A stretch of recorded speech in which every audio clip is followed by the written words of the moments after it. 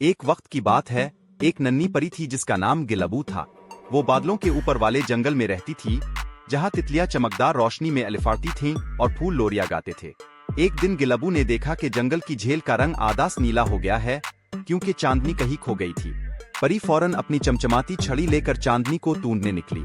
रास्ते में एक नींद में डूबा अलिफालू बोला, तुम इतनी जल्दी में कहाँ जा रही हो परी मैडम, क्या कोई शादी है आसमान में? गिलबू हंसी, नहीं अलिफालू साहिब, चांदनी गायब है और बगैर इसके तो हमारा रात का मेकअप ही अधूरा लगता है।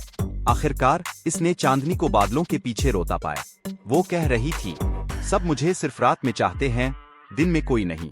गिलबू ने कहा, अरे भाई, अगर तुम ना होती तो तारे भी यूट्यूब पर अनफॉलो कर देते। चांदनी हंस पड़ी, वापस आई और फिर सारी दुनिया चमकने लगी। और इस दिन से गिलबू को आसमान की ग्लो क्वीन कहा जाने लगा।